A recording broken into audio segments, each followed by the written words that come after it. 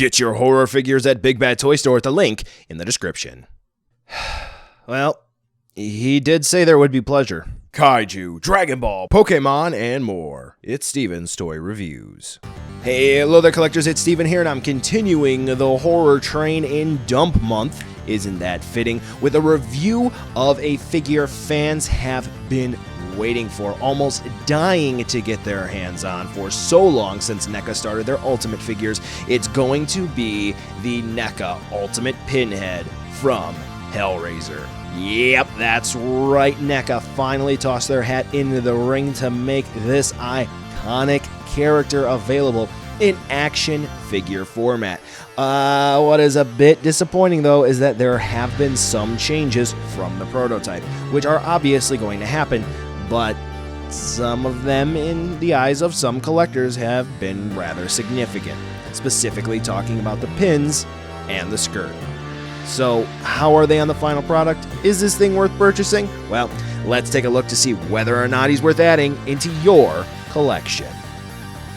Now, normally I don't give characters all of their accessories and put them in an iconic pose for their initial 360 spin view, just because this is to give us our sort of initial impression on how the figure looks from all sides. However, this is Pinhead, and well, if there's going to be anyone who's going to be watching this video, they're probably just going to want to see how he looks like when he's all decked out. And to be honest with you, yeah, he looks pretty much just fine. Yeah, there are a couple of issues with this guy that we're going to go into a little bit in depth here, but at the end of the day, when you look at things from a decent distance away anyway, when he's up on your shelf, some of those things aren't going to be that big of a deal.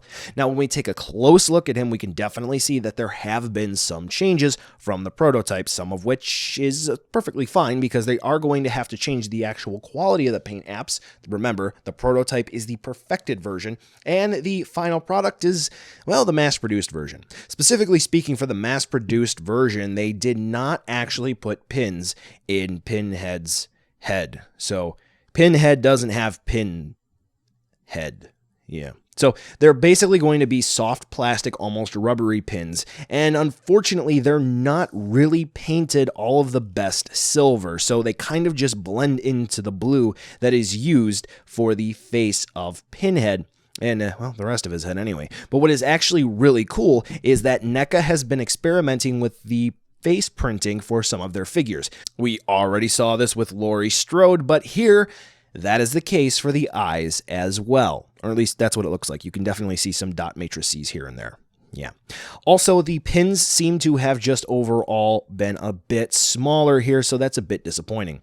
Additionally, those pins are going to be easy to bend and potentially break off, so do be careful there. Now, do take note that they did include details on the back of the head, so you can see, what are those? Are those going to be hooks? Man, Pinhead, you just love that rough stuff. Now, throughout the rest of the figure, it is actually going to look pretty dang sweet. They did use a glossy black paint, which I'm going to talk about is a little bit of a detraction when we get into articulation, so you are going to want to pay close attention there. But realistically speaking, it looks great because it does help to recreate a skin-tight latex feel for the figure. And then we do have some red paint apps, which are definitely a step below the prototype. It kind of looks like they didn't really use any sort of attempt at fading or shading, at least on the chest. So it's a little bit of an eyesore, just a touch if you're looking at it up close. But then when we take a look at what's going on at the stomach, that looks much better. You may have also picked up on this a little bit, aside from the intricate sculpt details on the torso portion of Pinhead, you may have noticed that there is some purple as well. When we take a look at the legs, which you'll see in a little bit, specifically on the shin guards, there's going to be some purple, which is really, really expressive. Now, originally, he was solicited with a soft vinyl skirt. Unfortunately, for some, yeah, I don't really see this as an unfortunate thing, but they did change this to more so of a cloth type soft goods, and as you're going to see in a little bit, there is a bendy wire. Now we're going to go ahead and actually take a look at them legs. So yeah, pretty good. The only thing that I didn't really touch on in so much detail, which we're going to look at a bit more in accessories, is that they did not include an additional string for Pinhead's stomach area in case that breaks. But overall, I would say Pinhead does look good. I just wish that they would have painted those actual pins a bit more of a noticeable silver. Talking about articulation, NECA continues to impress everybody with their figures, and Pinhead continues the ultimate articulation streak. So Candyman was awesome. Yeah, I know he's a retro figure, but Candyman was great. We have Crooked Man, which was awesome. Ultimate Sam, fantastic as well. So Pinhead does have to do well as well. So yes, that is true. So interestingly enough, Pinhead's head attaches onto just a peg, not a full ball joint here. So we're going to get swivel movement out of that, but that peg then plugs into the neck area here on a ball joint. And that is actually how you're going to be removing and swapping the heads, is very carefully grabbing Pinhead by the ears and guiding the hole in the neck onto the peg there. Okay, now you're going to see in a second he has an alternate head, which is pretty cool. And yeah, so Pinhead does have some nice range of movement there. Be careful when you're moving his head around, because you may end up bumping into the pins and you may be pressing and squishing them down. They do feel like they may break on this one here. It feels like it's getting ready to snap off. So yeah, just be careful there. Okay, so Pinhead's head, it works just fine. We can get some decent movement out of it, including going up that far, but then that doesn't look correct. Okay, so now what do we have for the shoulders? Well, classic swivel movement and hinge. T-pose Pinhead. Who'd have thunk? Yeah, okay, well, hold on. There you go. Now you got your T-pose. Okay, so there you go. Pinhead also, in usual fashion, has double hinged elbows. So that's good to see. And then, since those hinges plug into the bicep and the forearm on pegs, they also have swivels, so we can spin them around. When I opened up Pinhead and got him out of the box, there were issues with those swivels being stuck on both arms, and when I went to go move them, since the plastic is a little bendy, kind of rubbery-ish, I went to go move, and snap, I broke off some of the paint because that apparently had glued it in place for the swivels in the forearm and the bicep. So do keep that in mind when you're moving Pinhead around. For the wrists, we are going to have swivels and hinges in classic NECA wrist style joints, which I wish they would have changed here for Pinhead, but that's okay.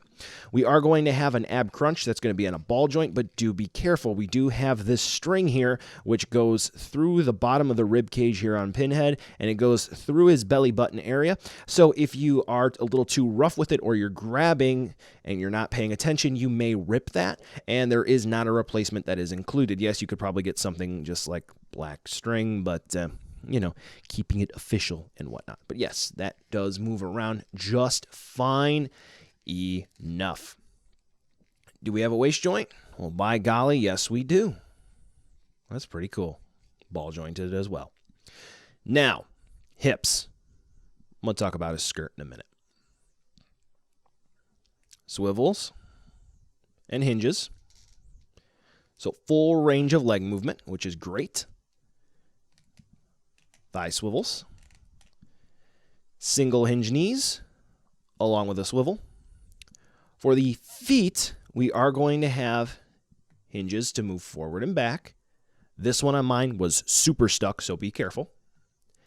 And then we're going to have full-blown ankle rockers, because there's a peg that plugs into the feet, like that. Now, it's going to be difficult to tell, but if your hips are uneven like mine, I have a video showing you how to correct that, which should be popping up about here, a clickable card if you're on YouTube, so do keep that in mind. So yes, sometimes NECA figures will have hips that are not lined up correctly, just basically got to heat them up to put them back in place. Now, for Pinhead's skirt here, there are actually some bendy wires here, which is great. So you can have them bend in any sort of which way, and you can actually create movement. So there's one that goes around the bottom.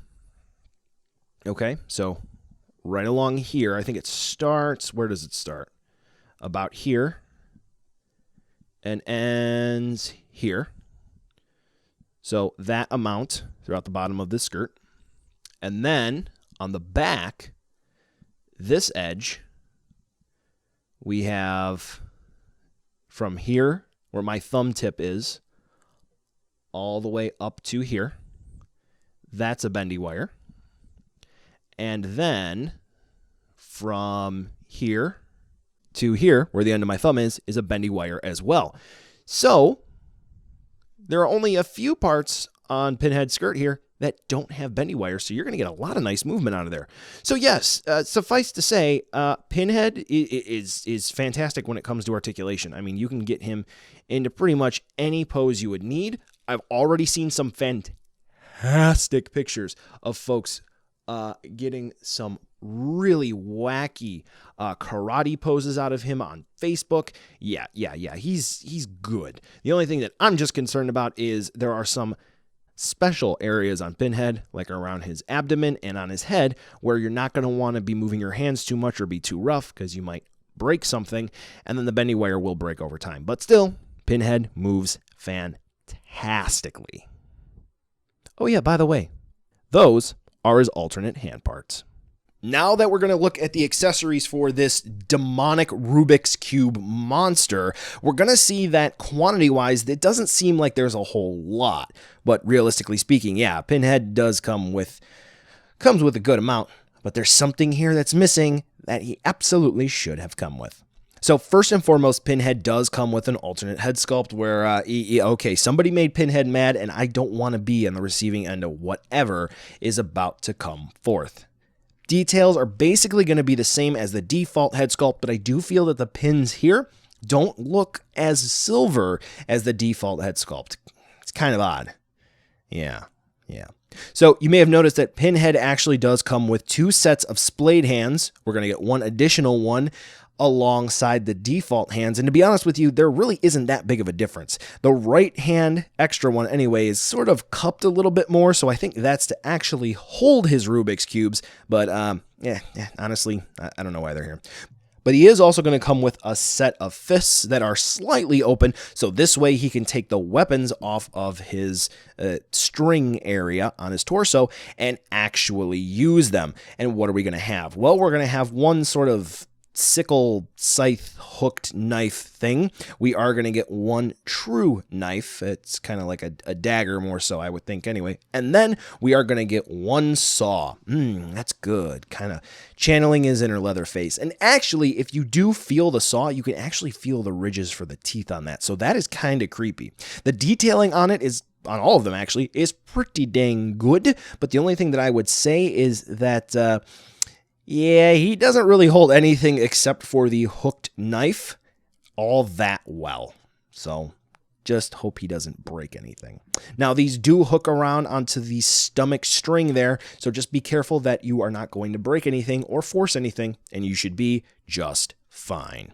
Now, okay, all right, so they're not Rubik's Cubes, okay? They're the Lament configurations that he comes with. And he's going to be coming with one open and one closed one, all right? So you've already seen one of the ones he comes with. Here's the other one. So let's take a closer look. So yes, on this open one, I'm assuming this one would be, you can definitely see that the details on this one are repeated, so it's not that big of a deal, and it's okay. It's all right. Now, the closed one, when all of the demons and stuff go away, the details on the Lament configuration are actually different, including actual different applications from the quote-unquote top and bottom of the Lament configuration. Now, what's interesting here is my camera isn't playing tricks on you. It does look like there's a little bit of a slope to one of the sides of this box.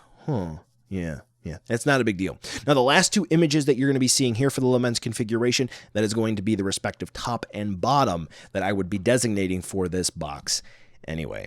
So yes, that's going to be everything that Pinhead comes with, and to be honest, he does come with a lot. We get 3 different weapons, we get the Lament configurations, alternate head sculpt, and 2 alternate sets of hands, which is great. I'm not going to knock anything there. I just wish that the alternate set of splayed hands was a bit more distinctive. But one thing that this set should have come with, absolutely, and I don't understand why NECA didn't do this, he doesn't come with any chains. Why not? I don't understand. It's Pinhead. Hellraiser. Come on. Where are the chains? Yeah. Well, I mean, if you want fire and whatnot, I can help you out. I got a video for that. But yeah, I don't know where to get any chains. Yeah. All right, so now we're going to go ahead and move on over to a size comparison where you can see this 7-inch scale Ultimate figure is going to blend in just fine enough with all of the other horror figures you have on the shelf. And if you're looking to maybe sneak Pinhead in somewhere else, he should do so just fine. So buy now, skip, or wait for a deal. I would have to say that overall Pinhead does have a couple of issues, namely, again, the pins on his head not necessarily being all of that amazing in terms of detail, and they definitely could have spruced up the blood paint application on the chest. That being said, Pinhead is pretty dang cool. The rest of the details on this figure are awesome. The accessories are just dandy, despite the fact that we don't have chains, and the articulation is insane. NECA has been knocking it out of the park recently with their horror figures, and to be honest, I'm not really missing the lack of Freddy or Jason's at this time if they're going to continue this quality. So, yeah. If you're thinking about picking them up, now is a great time to do so. I would also maybe recommend picking up some thin black string just in case you happen to rip the one that comes with the figure. Well, collectors, that brings us to the end of the video today, and I just wanted to take a second to thank you so much for watching. Now you've heard a lot from me, I'd like to hear a little bit from you. Drop in the comments down below whether or not you liked it, you hated it, or maybe you were somewhere in between. I also want to take an extra second here for a nice, humongous thank you to all the patrons for SDR over the last month who have really helped the channel grow into what it can be today. So to all of you, 2 big thumbs up. Thank you very much. And now the end card should be popping up, which will give you a few clickable links, like maybe to subscribe or head on over to my Patreon, or some short URLs like to my social media or to my Teespring store. There's also a video I hand-selected for you, so if you want to watch another STR video, I hand-selected some good content for you to watch, so definitely check out that video. Thank you again so much for watching, and I'll catch ya in the next video.